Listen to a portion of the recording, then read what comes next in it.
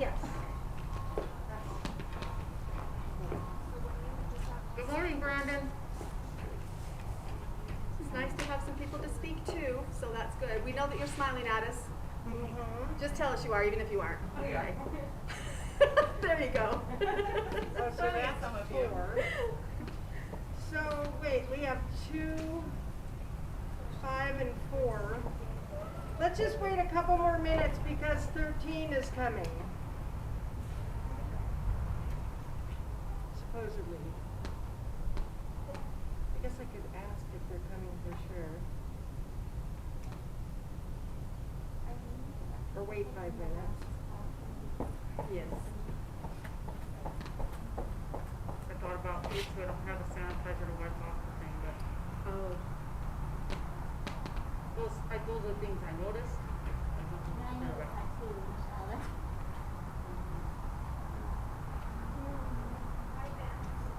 I'm careful. I just want to get rid of this whole I know.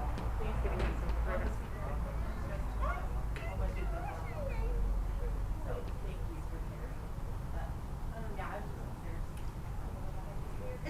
If Vince wants to start the live stream, I'll let people know we're just waiting a few minutes. Oh good, more moms. Thank you for coming, moms. It's Owen. Owen is Look at that. Have a seat anywhere you like.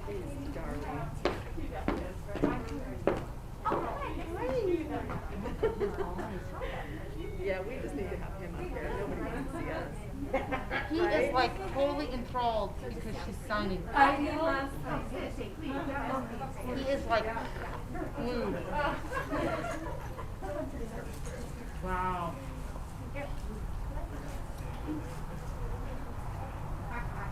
That's very funny.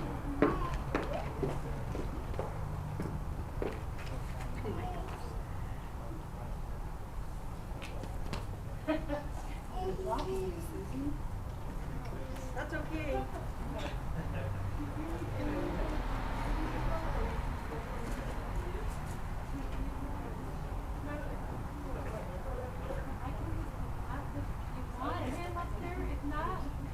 Bring him up. Yeah.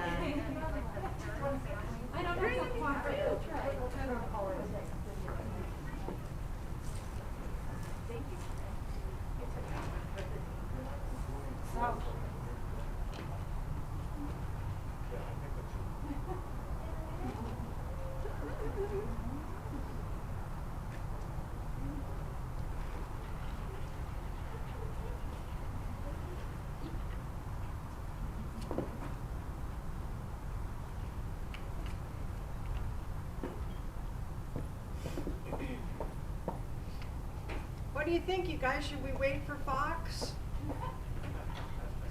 No. Actually, no.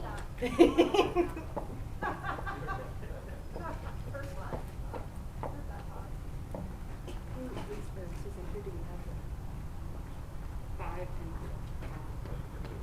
Did we get confirmation that Fox is coming?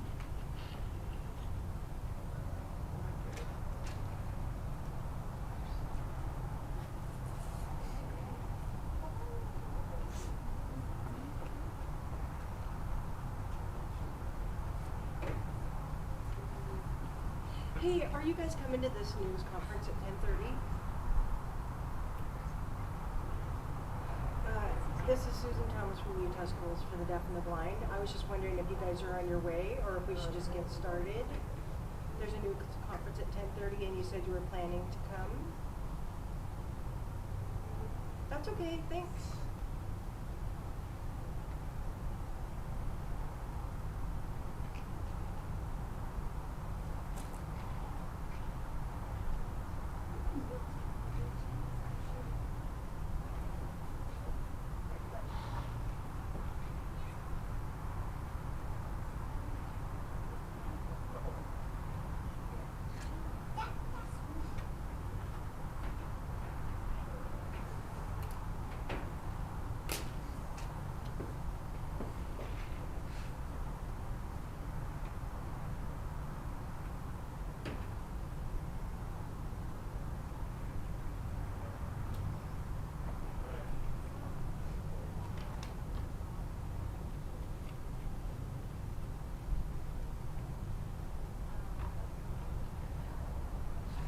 Yeah, okay, well, we'll wait a couple more minutes if he's supposed to be here. Thanks so much. It's the north building. There are two buildings on the property. We're in the north building with the red towers. Thanks.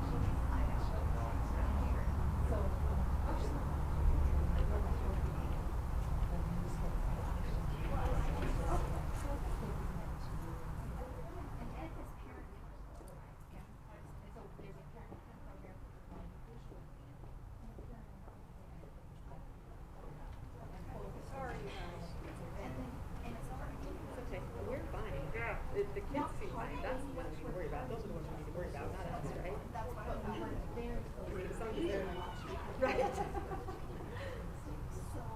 They're the stars, not us. And really look at us, they should be, honestly.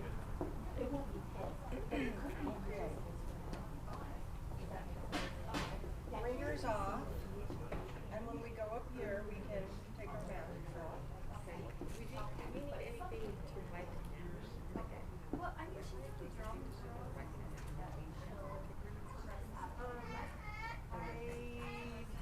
I noticed the governor's news conferences, they used And at USDB we did that too, but I don't know. It's,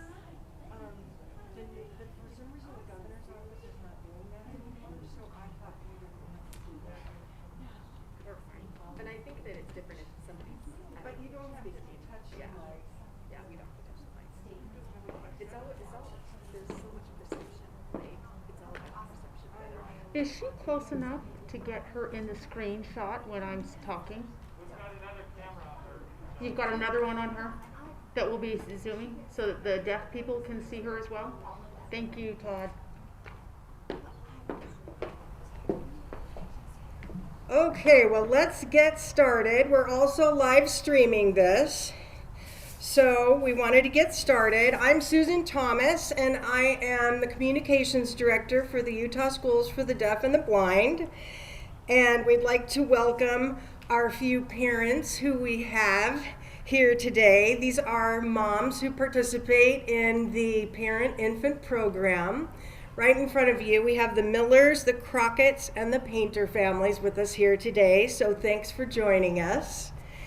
And today's speakers will be Lisa Davenport with Baby Watch from the Utah Department of Health, right here, and Susan Patton behind me. She is the Associate Superintendent of the Utah School for the Blind, and right here in the bright colors is Michelle Tanner. She's the Associate Superintendent of the Utah School for the Deaf, and she is going to get us started.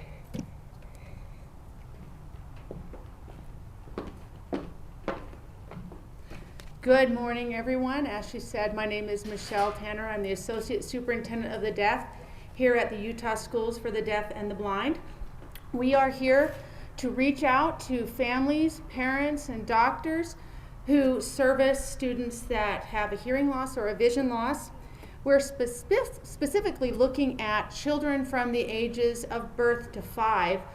Birth to 5 is a critical window of language acquisition for children in any place or county or country.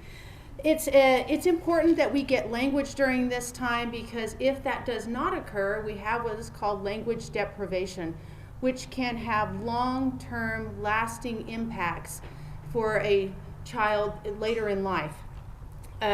Early intervention is therefore extremely important, and we value the services that are given during that time frame. We wanted to reach out and let you know that although there are precautions that need to be taken, we want to help. We deeply care about these children and the language that they need to develop, and we care about that they are getting the services they need. And during the last few months, during COVID, we have had a decrease. We had a sharp increase that was going and trending upward prior to the COVID, and then we had a sharp decrease. This is due to referrals that usually come through doctors, early intervention centers, school screenings. There's a high number of screenings that we do there. So we're hoping that by reaching out today that our doctors will find those students that may have slipped through the cracks, or if parents are wondering, we're hoping that they will be educated today to check on those things. To assist in that, at the Utah Schools for the Deaf and the Blind, we have on our webpage what are called developmental milestones. These are milestones we anticipate every child should be achieving during that critical language years of 0, and we've extended it to 6 years of age. And so if you go to our website, you will see general broad milestones that a child should be achieving at each of those age brackets. And then we also break it down, so if your child is using American Sign Language, what are the milestones they should be achieving then? And then those students that are using spoken language, we're looking at those milestones that they should be achieving in those realms as well. Those are extensively on our website, and they were developed in conjunction with a committee that we started in 2016. It's called LEAD-K, L-E-A-D-K, which stands for Language, Equity, and Acquisition for Deaf Kids. It's a movement that's gone across the nation in which we are trying to end language deprivation for deaf children so that they arrive in kindergarten ready to start school. And it's really important, and we called together people from all walks of this field of deaf education, people who promote a spoken language approach and people who promote an ASL English approach. And they came together collaboratively. We worked together extensively for over 3 years, and we're able to develop these milestones as a part of the project and to also educate the general public. We have a brochure that we would like to share out, and welcome to those around us who would like to see that, and it's also on our website. We also have distributed these throughout the state to doctors' offices, and if a doctor needs more, we would like to give them more. If you have any questions, please reach out to us. We have our website on USDB.org, or you can also reach at the health department, UtahBabyWatch.org. We collaborate extensively during this age group, and we refer to one another so that everyone is aware of all the services we have. And we are happy to help you, and let us know of anyone we can provide service to. At this time, I'm going to yield the mic to our Associate Superintendent of the Blind, Susan Patton.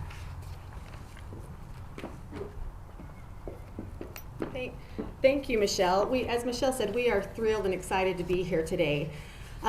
We'll take every opportunity we have to not only help people understand the children that we serve from birth through 3 and age 5, but also to celebrate those children. We think that the children and the family are pretty amazing, and it's an honor, and we have so much gratefulness to be able to serve them. I wanted to talk just briefly about our children, birth through 3, who have vision impairments and are deafblind. And that is who we serve under the Parent-Infant Program for the blind visually impaired. Deafblind is also under that. We are concerned about the number of referrals, and that has decreased this spring from over the last 3 years. Early identification is very, very critical for visually impaired children. Parents and babies bond through eye contact. And if you think about your own children, or children, nieces and nephews, or neighbor children, you can see that we're bonding visually. That when you're smiling at a child or a baby, that baby is reciprocating that smile, and it's critical. And it's not only critical for our babies, it's critical for our parents and for their assurance, and to have validation as parents and for that bonding process. Vision is a primary motivation for learning until a baby is over a year old. Strategies for increasing other avenues of input must be utilized for babies to maximize their potential. Now, I also want you to think about children who are deafblind. They have a combination of vision and hearing loss. And deafblind is actually defined as a child who doesn't have enough vision to compensate for their hearing, nor enough hearing to compensate for their vision. So there's actually a bigger challenge there in that child being able to access their environment, but more importantly, the people in their environment. So that is why early intervention is so critical for both blind, visually impaired, and our deafblind children. Vision underpins every developmental domain from cognition to language to motor. When vision is impaired and no intervention is offered, the child may be delayed across domains. As Michelle said, we continue to offer services through the COVID-19 pandemic. We do so by mitigating factors so that families feel safe with our providers going in-home. We also provide modified visits where possibly we're doing visits outside, so we're providing some distance, but it's also in a better environment. We're also doing tele-intervention where we can train parents and also associate with the children over virtual means. We also offer some other resources as the children grow older and they turn age 3. Those expand from a preschool setting at the School for the Blind, preschool settings in the school districts with outreach support from a teacher of the visually impaired, to other resources such as our educational resource center, an optometrist to come and do a low vision assessment. We are more than willing, and we are happy, and we are here and ready to serve. And I think that that's what I want to get across, is that we are excited, we want to be serving. So if you have questions about your child's vision or your child's hearing, make sure you're reaching out. As Michelle said, we have information on our website. There's also information on Baby Watch, the Utah Department of Health website. And you can also just call our school, the Utah Schools for the Deaf and the Blind, and I guarantee they can put you with the right people. So thank you, and with that, I'm going to turn the time over to Lisa Davenport.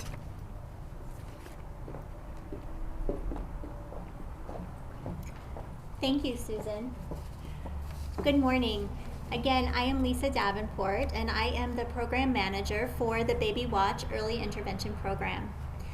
Baby Watch oversees 15 local early intervention programs across the state of Utah, and each of those programs provides services in a specific catchment area in the state. Early intervention services are all provided through a family coaching model that focuses on helping children meet outcomes in all areas of development. All services take place in the child's natural environment, which may include their home, a child care facility, grandma's house, or any other location where that child spends the majority of their day. And all services are individualized to meet the unique needs of the child and their family. Infants and toddlers ages birth up to 3 years old who have delays or disabilities may be eligible for early intervention services. They can receive services that may include speech therapy, occupational therapy, physical therapy, nursing, developmental services, and social work.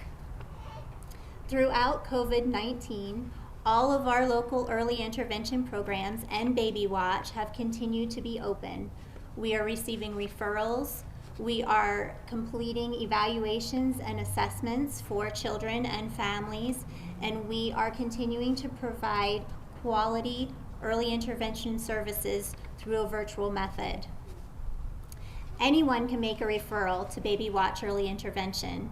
We receive referrals from parents, from hospitals, from physicians, from local health departments, and from agencies such as USDB or Help Me Grow Utah. If a family decides to pursue early intervention services, an evaluation and assessment is completed, and that's all done at no cost to the family.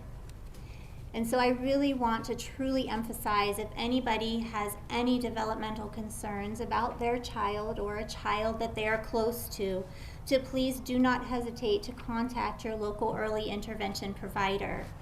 The Baby Watch website, which is utahbabywatch.org, has a list of all of our local providers and also includes information about all of the areas that they serve in the state of Utah.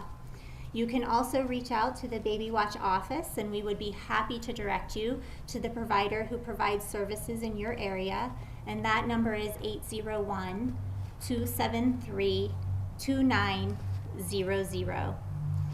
Thank you so much for your time, and now I would like to turn the podium over to Susan Thomas. Okay, we're wrapping up and we're almost done. I am the communications director for USDB, but I'm also a mom of a microtia kid.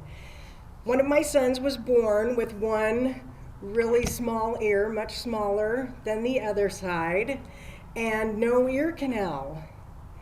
And somehow we never heard about Utah Schools for the Deaf and the Blind or Baby Watch or the Parent-Infant Program.